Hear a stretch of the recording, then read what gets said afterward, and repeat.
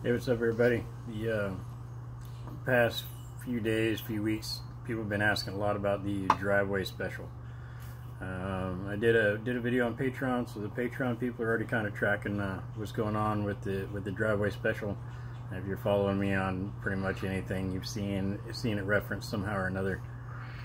So just want to do a little video talk about that. So the driveway special, right? The technical stuff is, say, a Knights Armament CQB SR16 CQB Mod 1 upper.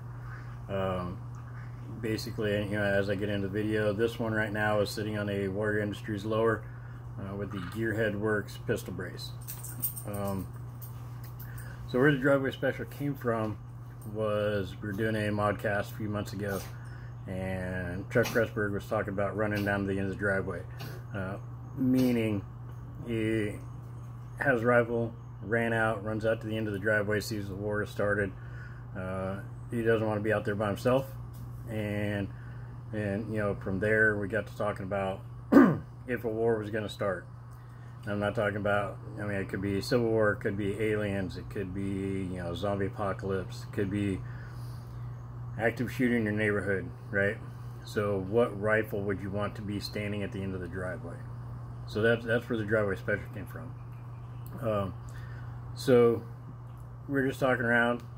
For the record, I work for Knights Armament. Okay, if you didn't know that, now you know. So going off of that, it was a primary and secondary podcast. So primary and secondary is known for the Roland Special. Roland Special is a RMR Glock 19 with a KKM compensator on it, KKM barrel. The Freya Magwell Surefire U-boat on it, and that's pretty much the Roland Special.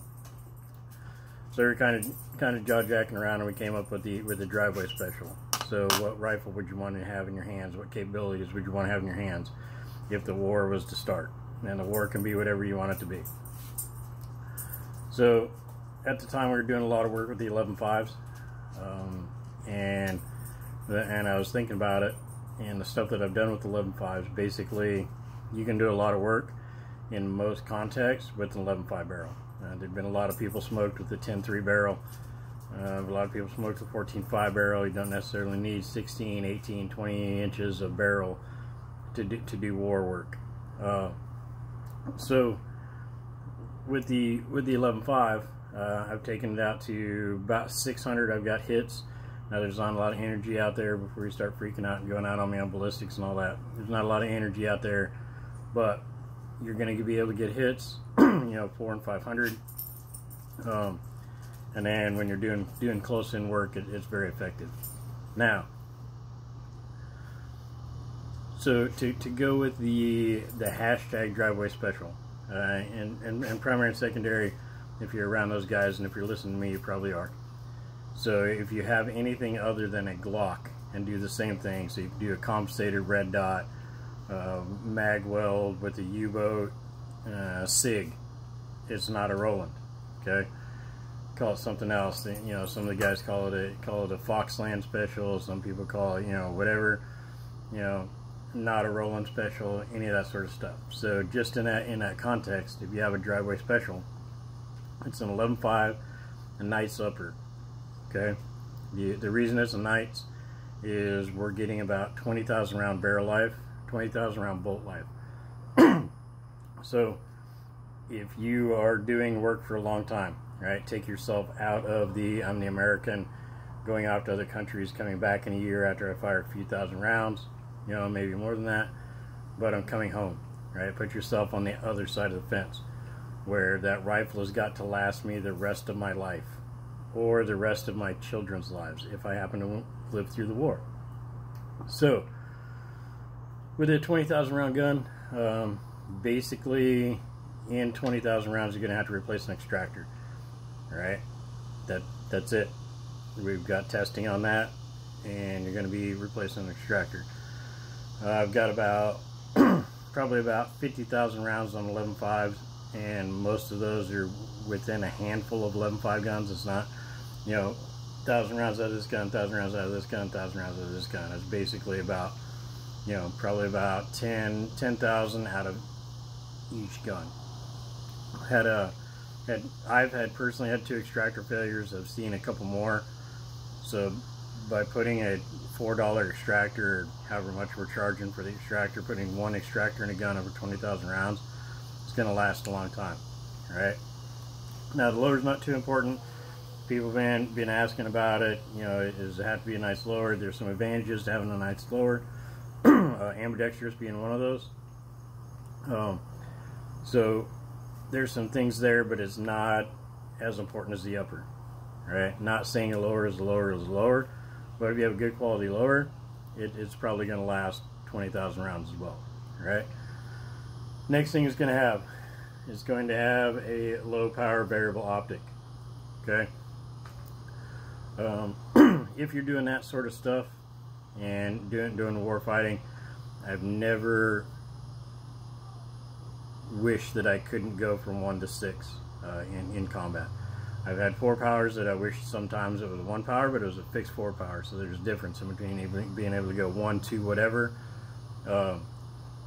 Even that LCAN 1 to 4, I would take that over before I took a red dot. Now red dots have their place. I'm not getting into that, but if you're going to be doing that sort of this context of this gun, it needs to have a variable optic on it. Right? One of the main reasons is there's an etched reticle. So if your batteries die, you can still use the optic. If the EMP happens, you can still use the optic.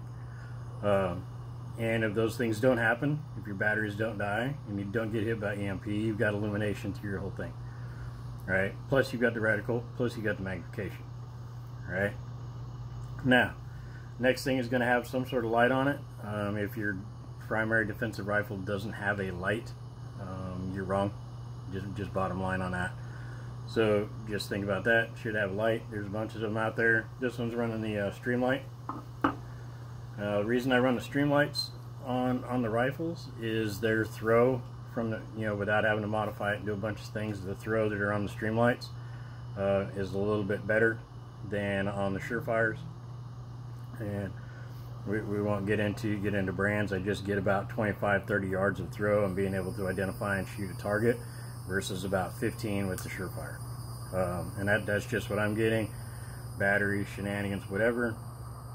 So the couple of things on that. So that's basically, if you have those things, Knight's Upper, LPVO, flashlight, then you're pretty much on your road to a driveway special. Now it can be an SBR, it can be a pistol like this one is. There's a couple of things that I recommend having on it. The main thing is going to be the law folder. Now you don't have to have a law folder, but I highly recommend a law folder because this gun, even though it looks big on the camera, I can pretty much fit this if I had some sort of longer jacket. I can fit this under my arm, deploy the stock, go to work. Now some environments, like if you watch Falling Skies or if you watch a bunch of those other shows, there might be times where you're going to be walking around and you need to hide that you're having a gun, right? If you deployed, you understand what being an insurgent is like, so there might be times that you need to conceal that. Also, if you're putting in some sort of cache, you'll be able to put it in there a little bit easier with the folder. Now the folder is not affecting operation at all. This doesn't have the high-speed bolt carrier in it that I can shoot it folded. It's something that's cool, but not something that I'm running in this gun right now. Of course, if you can get it suppressed, get it suppressed. We make a nice CQB, basically a polite can. It's pretty small. It's not that quiet, but it is small. It takes the edge off really good. So that might be something to consider too. Again, those are all options. So I just wanted to do a little video. That way you guys can understand what the driveway special is and why I've been hashtagging it and why I've been talking about it. And it's always that one gun. Now, that being said, if the only thing that you have is a 16-inch gun, you need to be ready to run to the end of the driveway. Okay? And there's Modcast on there. It's the First Rights one. I think it's only available on Spreaker right now. It's the First Rights. So if you don't understand the context, like I said at the beginning of the video, running to the end of the driveway is a run out there and something's going down. Okay? You need to be prepared to do that. That doesn't mean having a bunch of equipment. That means having the skills to employ such equipment at a moment's notice. Okay? talk about shooting cold, and that's cool to be able to do stuff cold. I'm talking about go to war cold. Okay, that means you need to have the skills in your pocket already. You need to be able to zero your gun, you need to be able to group your gun, you need to be able to listen, you need to understand a bunch of things. So I encourage you all to get out there, get shooting, get better at shooting. Not saying you guys are not good at shooting, but get better. We can always get better. Get training. If you're a very proficient rifle shooter and a very proficient pistol shooter and you haven't been to a tactical class, it's time. If you're not that proficient or you can't even zero your gun, recommend things like Appleseed, a basic level class with a local instructor. Support your local instructors. They're working all day every day, and then they're out on the weekends. They're on the range with you. So, and then it might be time, if you got some of those, might be time to go to a big class.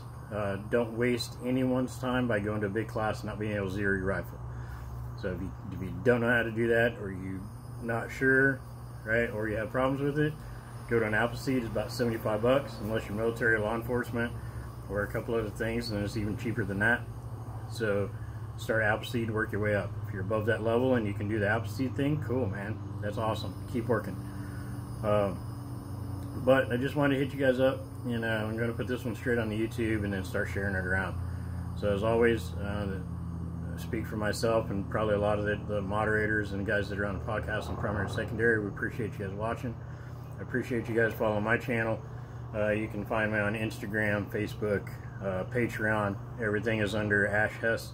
I'm easy to find, and look forward to working with you guys later on.